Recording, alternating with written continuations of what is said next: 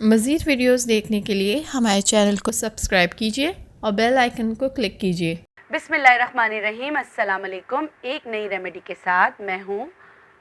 पता है आपको, रेमेडी शुरू करते हैं। आज की रेमेडी है नीम के बारे में।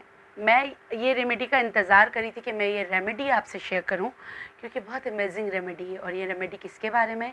ये रेमेडी बॉयल्स निकल आते हैं, बड़े बड़े निकल आते हैं।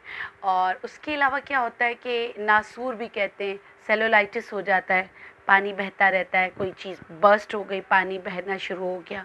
अच्छा, हेमोराइड के लिए भी अच्छा है, फिशर के लिए भी अच्छा है। साथ में कोई ऐसी चीज़ जो मेडिकली समझ नहीं आ रही हो कि भाई ये क्यों हो रहा है, ख़ासकर जहाँ से पानी रस रहा हो, पस रस रहा हो, जिसम में बहुत तकलीफ़ होती है और आपके वेन्स के ऊपर इतने बड़े बड़े बॉयल्स निकल आते हैं, पस निकलता रहता है। कुछ लोगों को किसी मौसम में होते, कुछ लोगों को किसी मौसम में होते, कुछ को ये एग्रीवेशन गर्मियों में होती है, कुछ को ये एग्रीवेशन सर्दियों में होती है कि वेन्स और पूरी टांगों में निकल आते, पूरे जिस्म में निकल आते, किसी के कहीं निकल आते, बहुत तकलीफ़ में होते हैं। तो ऐसे लोगों के लिए ये ख़जाना है। इस वक्त जो चीज़ें मैं आपको बता रही हूँ, जमा करें, बनाएं। ये इसको पीना भी है और इसको लगाना भी है। तो बग़ैर वक्त ज़ाया किए हुए रेमेडी स्टार्ट करते हैं। इसको कहते हैं नीम के 5 अंग का तेल। नीम के 5 अंग का तेल होता है, जिसमें नीम के तमाम 5 अंग होते हैं।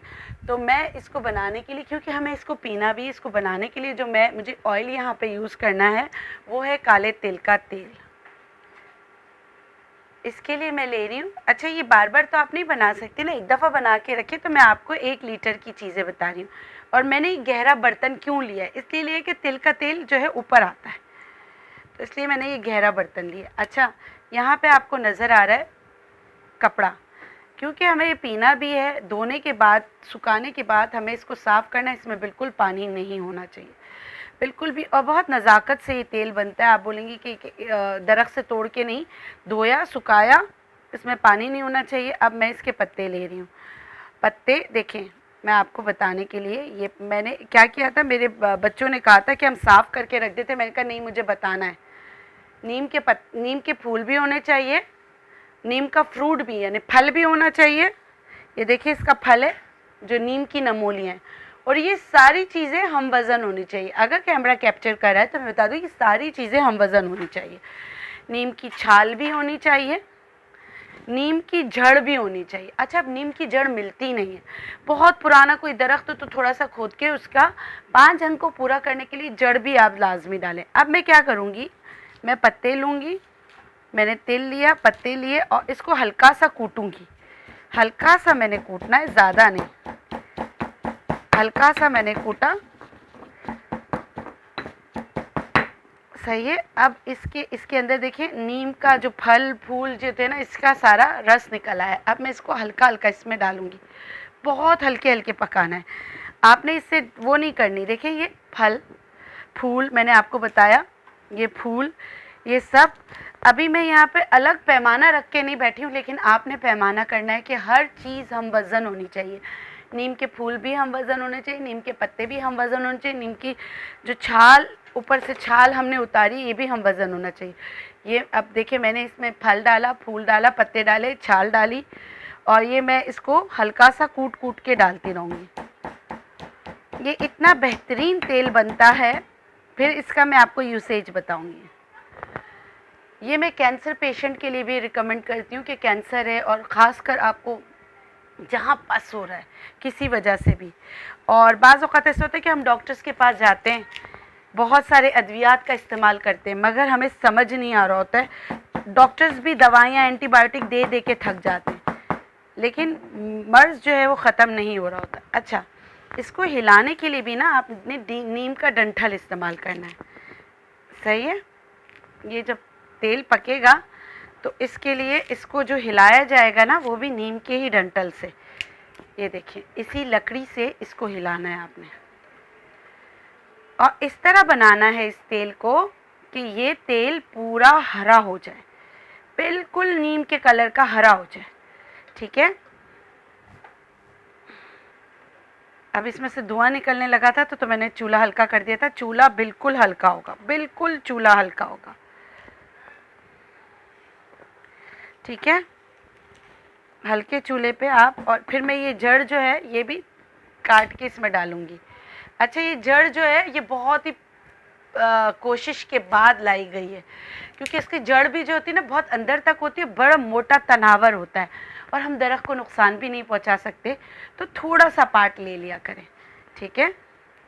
5 अंक का मतलब होता है कि देखिए 5 अंक का मतलब कि आपने लिया फल, आपने लिया फूल, आपने लिए पत्ते, आपने लिए स्टेम यानी कि जो छाल, और फिर आपने क्या लिया जड़, तो ये 5 अंक।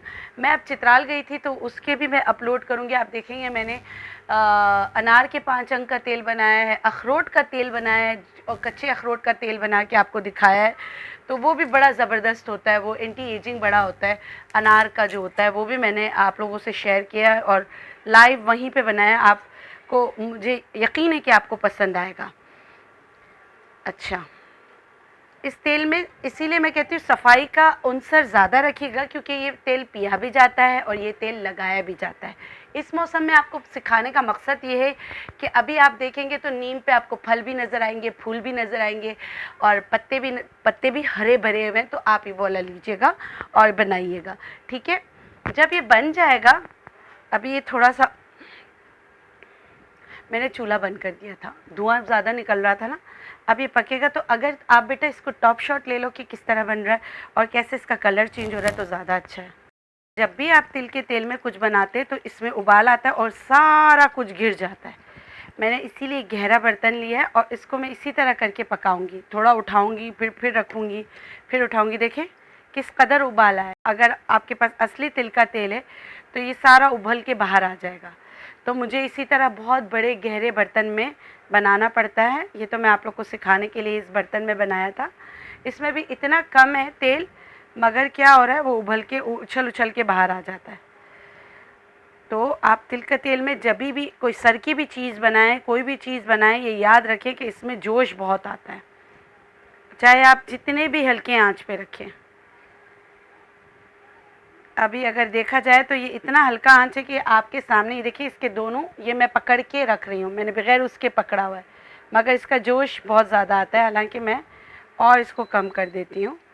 तो बस ये आपको इतना ये गर्म था कि मेरे हाथ पे लग गया। सिखाने के लिए इसको मुस्तकिल चलाते रहें, मगर इसकी झाग आ जाती है ऊपर। और ये जब बनेगा तो वो भी मैं आपको बता दूंगी कि कैसे बनेगा। और इसको जो लकड़ी चलानी है वो भी नीम की ही चलानी है, ठीक है।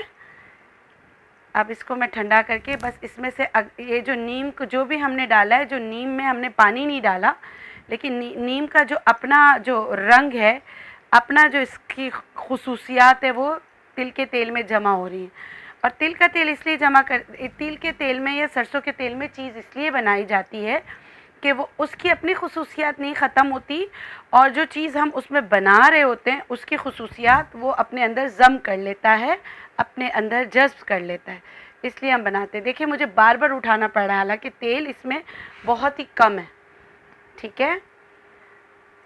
लेकिन ये जाग ख़त्म होगा, तेल मतलब कि तेल का रंग वंग मैं आपको दिखाना चाहूँगी।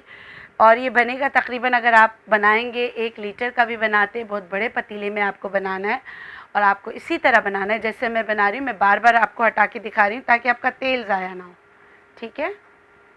ये देखिए सही। अब ये जाग हटेगा तो मैं आपको चीज़ बता दूँगी कि कैसी बनी है।